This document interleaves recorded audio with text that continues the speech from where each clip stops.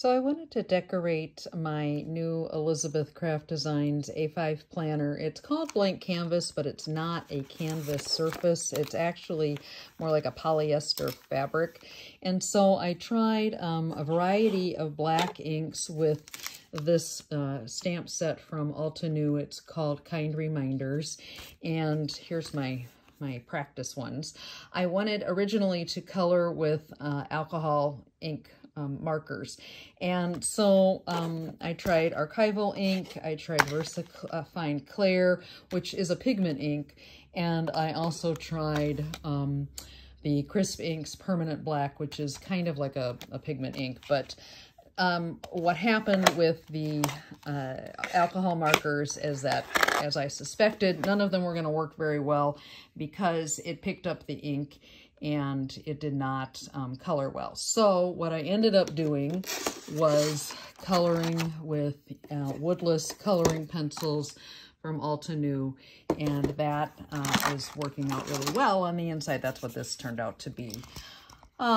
So then that brought me back to the fact that if that was the case, I could use the StazOn ink for coloring with colored pencils. You're not supposed to use StazOn with alcohol ink because it breaks down and it can ruin your like Copic markers or whatever your alcohol markers are.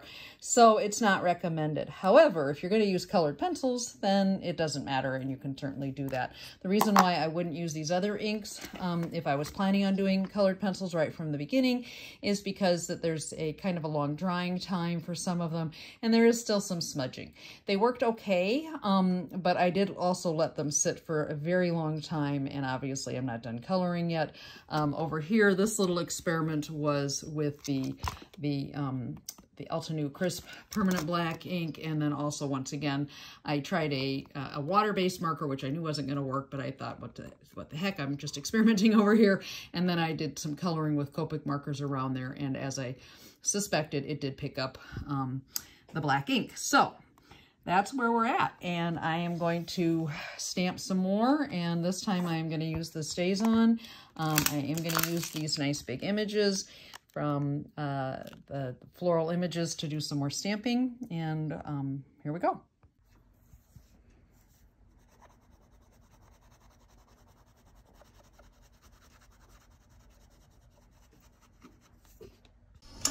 Okay, so here is my A5 planner.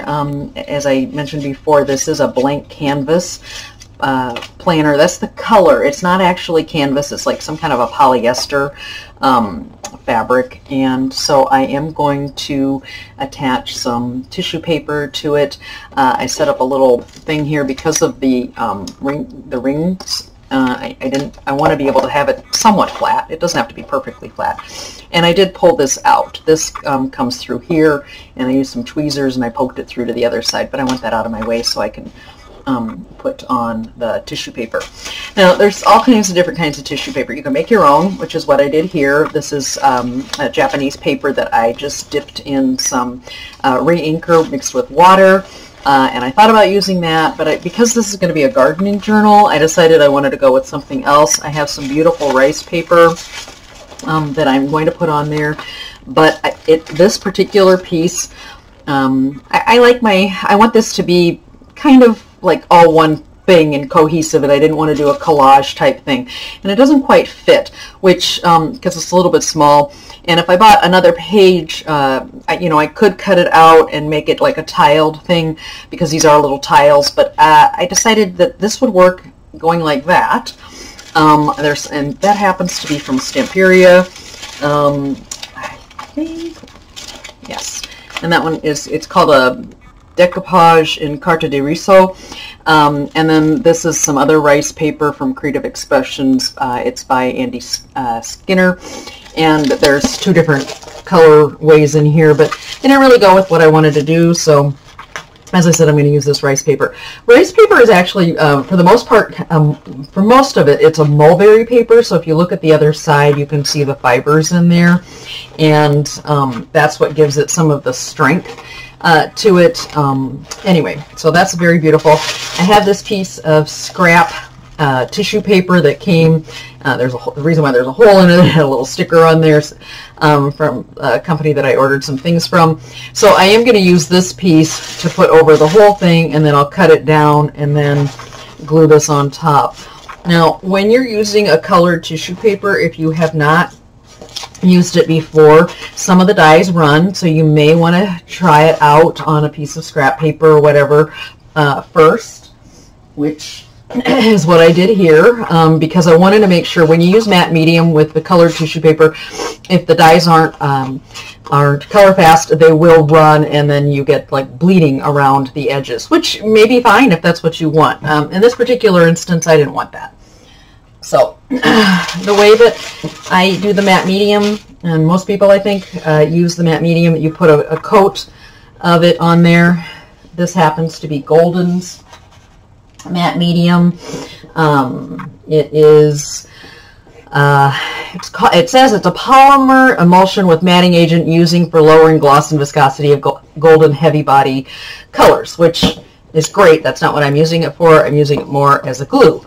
And so you want to put a pretty good, you know, thinnish coat. You don't want to see these big blobs that I have here on there, but you want to put a pretty good coat to make it evenly covered so that it doesn't peel up. And when I'm doing something large-ish like this, I want to try to do half, put the paper down, and then do the other half, just so it doesn't start to dry out beforehand. Now these little holes here are for the rings to go through when the planner is closed. So I'm just going to put the medium over the top of that, and then I'll cut out those holes after it's all dried. And the same thing with the hole here where that rubber binder, the rubber band went through. Alrighty, so there's that. Oh, and then if you're wondering or concerned about this hole here that's in the middle, I'm okay with that because the rice paper is going to go on top of this tissue paper, so that it'll be okay that there's a hole there. You won't see that. Now, one of the things about tissue paper is that when you're placing it, it oftentimes gets little wrinkles in it. And I usually don't mind, so I try to, I try not to have terrible wrinkles in there. Sometimes I want a lot of texture, in which case I just plop it down and put the matte medium on top, again, to seal it, and it's all good. But in this case, I don't want it to be too wrinkly because I want to have the rice paper be able to be adhered nicely as well. So then I just fold this back to the other side, and then I put more of the matte medium on the top. I'm going to speed this up so you don't have to watch me do all of that over again.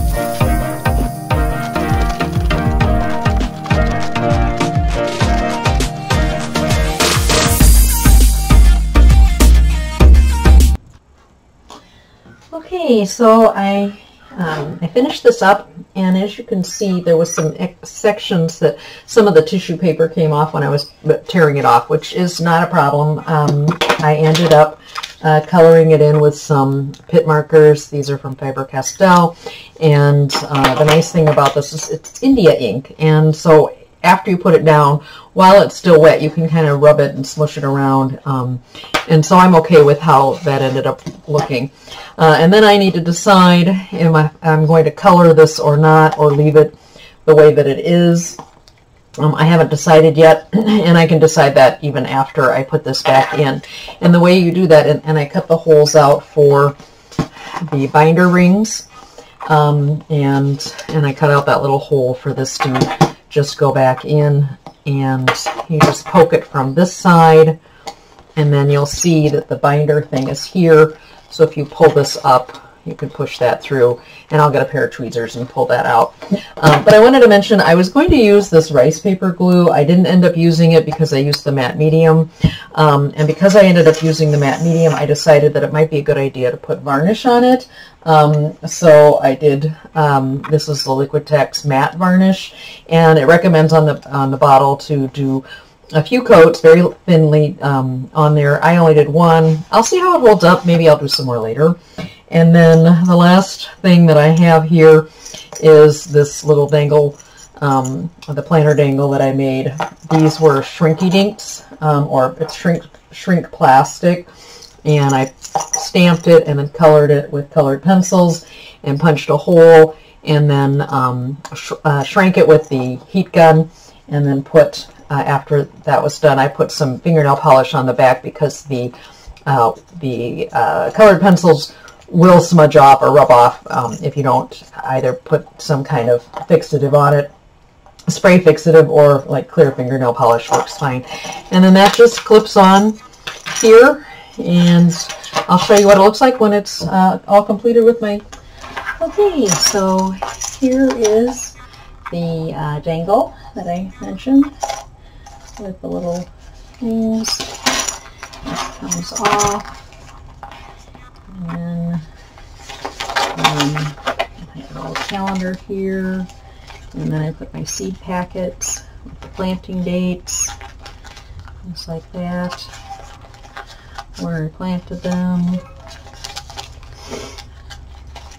and so on. Little other information, and just some other information. So that's what it looks like when it's all said and done. There's the back, and this goes over the cover.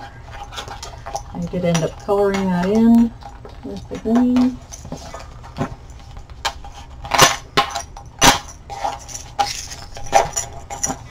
Here we go.